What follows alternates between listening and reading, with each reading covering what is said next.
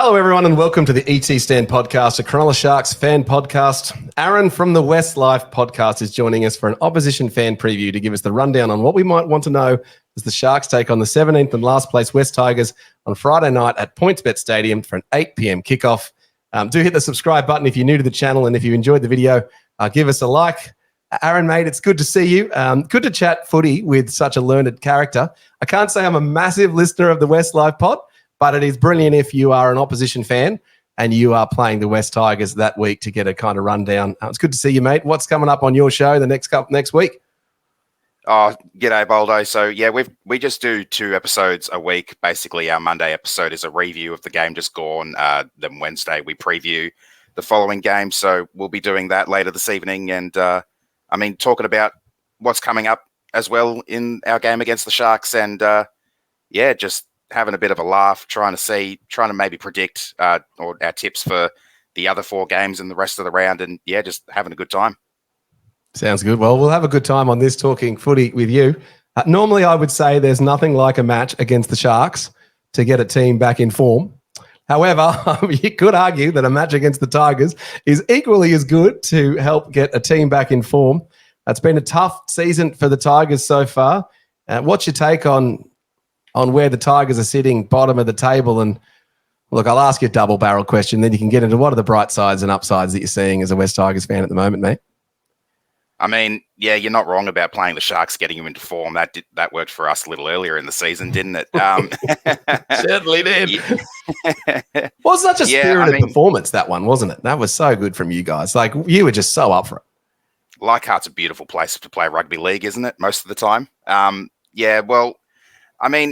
think us being last again was kind of expected at this point. Obviously, new head coach in Benji. He's got a lot to work on. There's been a lot of other issues around the club over a number of years, and we kind of just end up being back in a rebuild 2 to 2.5 years after starting a rebuild, and we kind of just end up back to square one all the time, and I think that's what has really upset the fans. Benji has come in, though, and while not getting the results so far this year, we've already equaled our win tally from last year, and I think a lot of fans have taken a positive out of that. We've had some wins that we probably weren't expected to have. I'd say almost all of our wins have been wins that we weren't expected to get. And Benji's come in. He's trying to change the culture around the club. So far, for the most part, I think he's doing that fairly well. There are still a couple of issues that the fan base have, particularly around the discipline and continuing to select the undisciplined players who are the ones giving away most of the penalties. But I think he's still obviously got a lot of lessons to learn as coach of the Tigers. The bright spots that you were talking about, obviously our win against the Sharks in round 3 at Leichhardt, our win against the Raiders just a couple of weeks ago at Campbelltown, which broke a little bit of a hoodoo at that venue as well. Overall, I just think there's a lot moving in the right direction for the club. We've obviously got the new signings coming in next year. Luai has been absolutely outstanding at number 7 for Penrith, which is where he's going to be for us next year. The likes of Lockie Galvin, a few of the other youngsters are coming through and absolutely bloody killing it. Lockie in particular, I'm really looking forward to seeing how he goes paired up with Luai next year. He's just come into grade and he's made a real fist of it. He was a star. Despite going to the sin bin, he was a star in our Easter Monday win over Para, a team that we also struggle to beat frequently. And this year we're kind of hoping maybe we could win 3, maybe 4 more games. But I've looked at the ladder and that could unfortunately still have us in last with how close the competition seems to be even down the bottom end this year, which is quite something to say how the NRL's going. I think the standard of the NRL coaching and the bottom teams have caught up at the moment, and they each seem to have their runs. Tigers have been good the last few weeks. I think was last week an anomaly? What happened? What went wrong last week? I think we just came up against a really tough, gritty Storm outfit. They know their structures. They've had their coach for quite some time. And our defense the last few weeks has been a little bit concerning. So our last 4 games, we played the Titans. That was a really close, low-scoring grind. Then we played the Raiders. That was Titans are good for us. Titans are better than everyone thinks. Yeah, exactly. Like they had a crappy start to the year, but they've come in and now that Des has gotten things a little bit more under control, they're actually starting to find their groove and go all right. Sad that they're still down near the bottom of the ladder, but someone has to be. And yeah, then we played the Raiders. Everyone was obviously expecting them to be probably fairly close to the bottom of the ladder this year, and Ricky's come out and gotten them in and around the 8 again. But thrashing them at Campbelltown was quite a fun night. Obviously, we kept The them Sharks to fans. The Sharks fans love a thrashing of a Ricky Stewart coach teammate. I know that one was being cheered on the ET Stand group chat. Let me tell you. Yeah, it was a bit of a shame that the score got a little bit closer in the end than it actually potentially could have with the Alex Seyfarth sin binning and 3 tries that the Raiders scored in that period. Otherwise, we wouldn't be bottom right now. Para would have that honour, and crazy to think that a Parramatta team with Mitchell Moses and Clint Gutherson is as close as they are to being bottom of the table. So that's what I mean about the closeness of the competition. It could be any of those teams down near the bottom that could end up finishing last, even if they were to win maybe 3, maybe 4 more games. Also, injuries. Our resident physio on the ET Stand was saying last night that, at the end of the season, teams can get struck down by injuries. We've seen it with the injured Nico Hines, which is obviously going to hammer us and certainly dent our chances this week against you guys. All right, well, the match we'll bring up the team list. The men's match against the Sharks. What would a diehard Tigers fan like yourself, Aaron, be able to tell maybe an occasional watcher of the West Tigers about this team coming in to face the Sharks on Friday night? Well, probably some of the unsung heroes to us. Ruben Porter has extremely high raps as possibly an eventual starter in the team. So far he's played a bit of front row. He's also played a bit of second row, and he doesn't really look out of place in either position. So he's got fairly high raps on him. At the moment, we think Fonua Pole is playing better than Stefano Utoikamanu as well. Potentially a little bit of Stefano's contract situation weighing on him there and offers he's receiving from other teams, and however that situation's going. So he's off contract now at Lowell for next. When is he? What's his deal? I believe he's actually off contract at the end of next year, but previous management put a clause in his contract that allowed him to leave the club at the end of this year if the Tigers either didn't make both didn't make finals, and Stefano didn't get to play 2 Origin matches. He played one last year, so he only needed to play one of this year's series, but hasn't been selected. Bit of concern amongst the fan base that perhaps he's kind of tanked his form a little bit, which would be the deepest concern, that he tanked his form from the early season to avoid getting picked for Origin once he figured the Tigers weren't going to be playing finals. So yeah, it's a little bit of a sketchy situation there. But that's basically, those clauses are the dumbest things I've ever seen in an NRL player's contract, that's allowing him to basically get out of his contract early if he chooses to.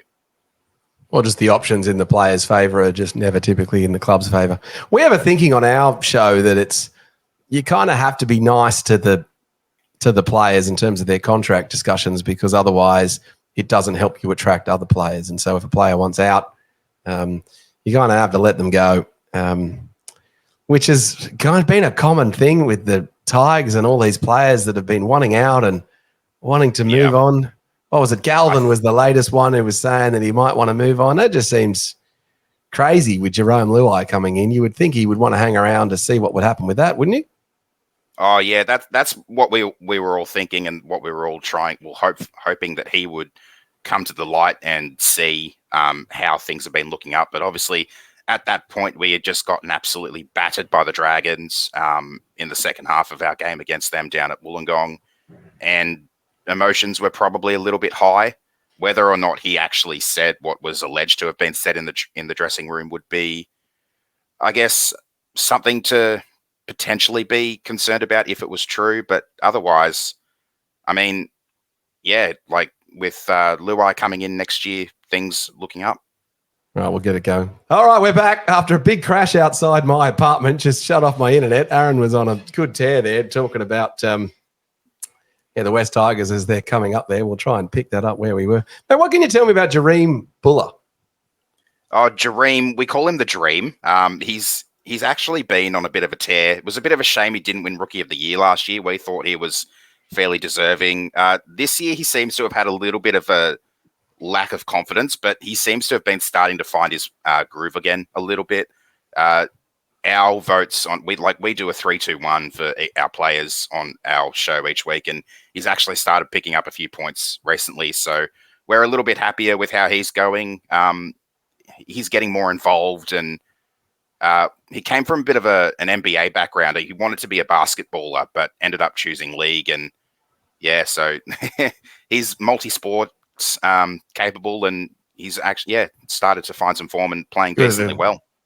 It means he can catch and rebound and all that sort of stuff. David Peachy style. Exactly. I can't say I've watched much Jareem Buller. I'll tell you what I have watched a lot of. I'm an admirer of Adam Dewey, and I was certainly cheering him on when he took that, what was it, an intercept and ran 60 meters to score. That 80 was meters. Yeah. All right, don't embellish too much, mate. Come on, was it 80? It was 80. He caught it around. He caught it pretty much around the 20, right in front of where I was sitting at Campbelltown. Oh, nice one. Well, he is a very popular player amongst the NRL circles. What makes him so lovable as a West Tigers fan? I think it's just the passion he shows for the club, the passion and commitment he shows to wanting to help turn the place around.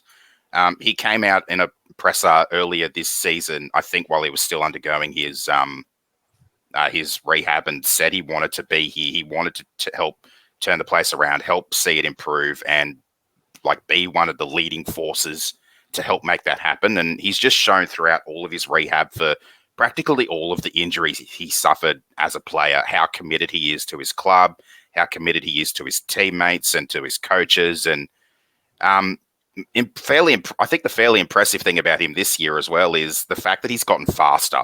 I don't think prior to his his third ACL injury last year, he would have been able to outrun Kyo Weeks like that. But he said in a press conference after the match that he's gotten faster through his rehab. Considering he's had 3 knee reconstructions, I think that's mighty impressive. Yeah, that is. Well, yeah, we wish him all the best. Is he a centre now, or is he not ever going to get back in the halves? Is he done in the halves?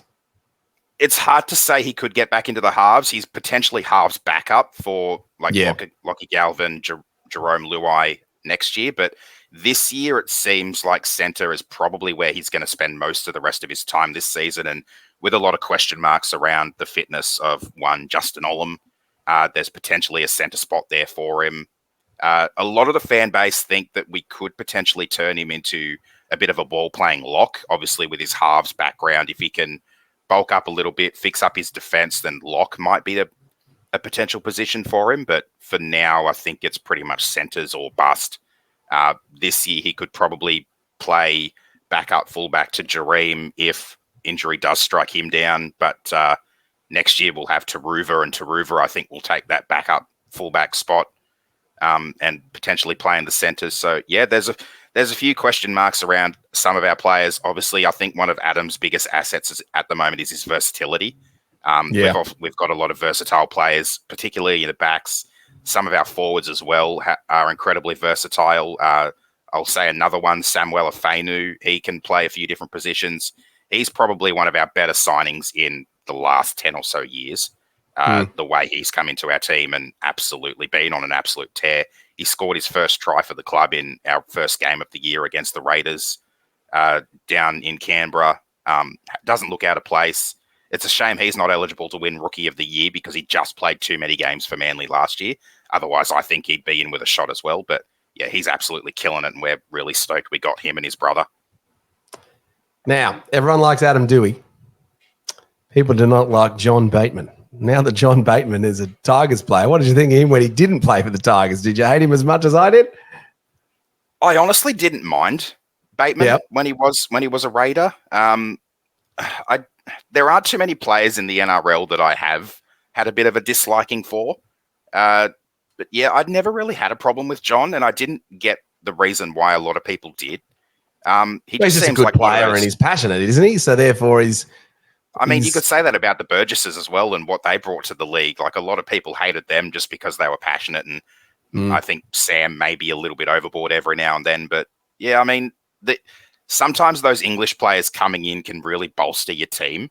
At the moment, though, John Bateman, along with David Clemmer, they are the main reasons we're a little bit problematic when it comes to discipline.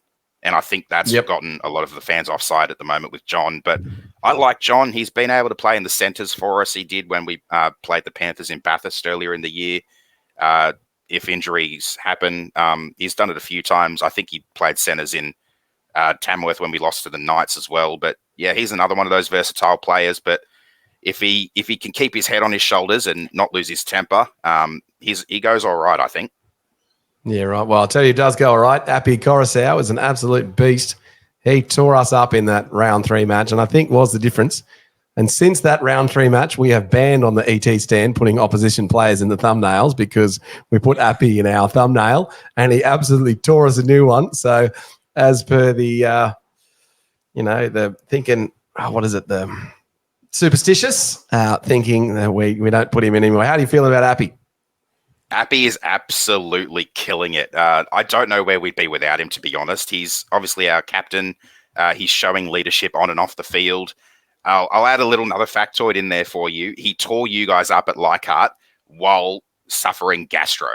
That was how well he played that night. He had gastro and absolutely took it to you guys and carried the team almost solely on his back. And it was a hell of a performance.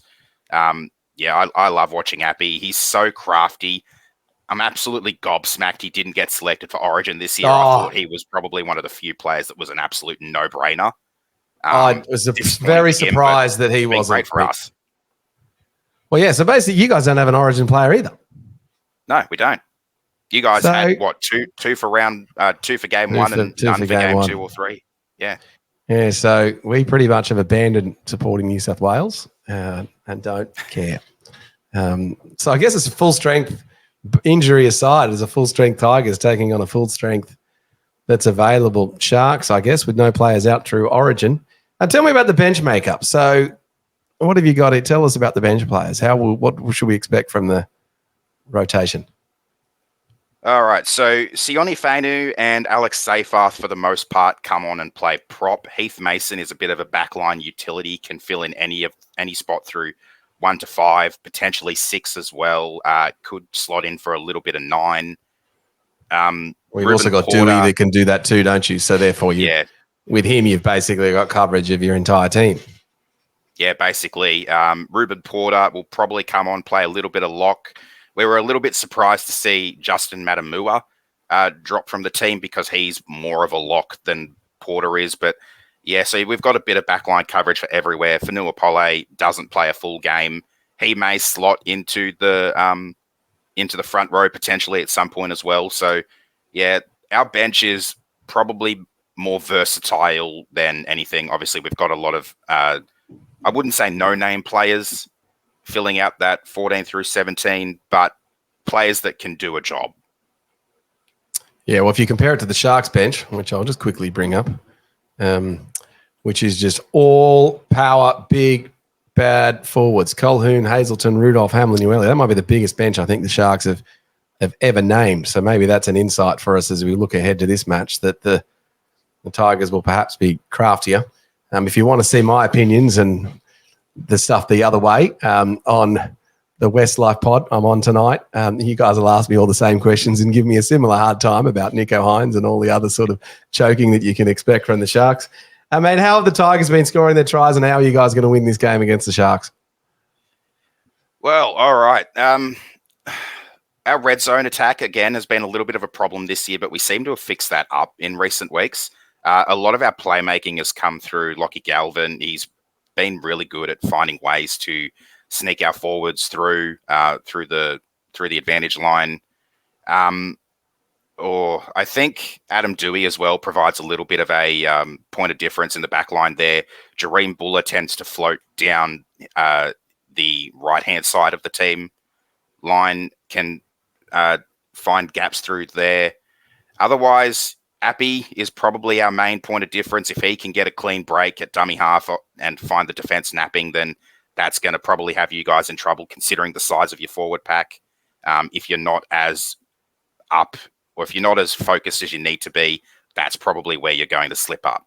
I think if we're going to beat you guys on Friday night, it's going to come down to Appy, it's going to come down to Lockie, and it's going to come down to getting some good meters and good go forward from our forwards to try and catch your line not prepared. I think that's probably a fair take. I've always respected Aiden Caesar as well, actually. I think he's a really underrated footballer. Is he off contract at the end of this season or is he hanging around? So he signed a 1-year deal with a mutual option, I think it was, for next year. So if he wants to stick around and if the club want him around, then he'll hang around. I think the club's probably best suited to re-signing him because he may not see much first grade time next year, but he could also potentially be a bit of a guiding light for our cup team, considering they're not going all that well at the moment. But that's probably due to the injuries that the team have suffered this year, and players from Flegg and Ron Massey Cup have had to come up and fill in a lot of those gaps. Yeah, I think that's probably right. If you want a good bet, Charlie Staines always bloody scores against the Sharks. So it's a damn nightmare for any Tigers fans out there. All right, sweet. All right, mate. Well, mate, you're an absolute legend. It's good to have you on. So you getting down to the Sharks or are you watching remotely? I'll be watching from home this one. All right, fair enough. All right. And then, all right, well, hopefully we'll cop a comment in our live debrief post-match when you say, yeah, go the Tigers when the Tigers get up for you. That'd be a bit of fun, wouldn't it? All right, mate. Well, that was... So are you going to tip? Are you tipping the Tigers? I'm tipping the Tigers. I think no Nico is probably massive for us. No Nickera. No Talakai as well. Big outs. Well, they're our best two players, aren't they? I'd have to say, yeah, if not, they're very close to it. So, yeah. I think we can get the job done this week. Looking forward to the game. I am also looking forward to the game. For any Sharks fans that are thinking of heading out to Sharks Stadium or Shark Park or Points Bet as it's sponsored-wise known, please do get down at 8 o'clock. The Sharks fans need to be loud and vocal and support the team. We have given a bit of shtick to our players on the socials. Well, some pockets have anyway. So hopefully we can all have a fun game. And hopefully we're not talking about the referees, Aaron. Is one thing that we can probably both agree on. I'm still tipping the Sharks to win, but it'll be a good fun match. All right, that was the ET Stand podcast with this opposition fan preview. Do get on the Westslife pod tonight and check that out, or Wednesday. It's live now. And also if you want to check out their post-match stuff, and we will always be doing, hopefully be doing more of these videos. That was good fun, Aaron. I like that. Yeah, it's great. Great. Thanks for having me. Looking forward to having you on our show tonight, 8:30. Sounds good. All right, thanks, guys. We'll see you soon. For over 50 years, people have come to see the Sharks play. Talent, skill, speed, intelligence, elite-level athleticism. That's not these guys. Biased, one-eyed, opinionated, more often wrong than right. They make up for their complete lack of talent with pure dribble, gibberish, and enthusiasm. This is the ET Stand Podcast.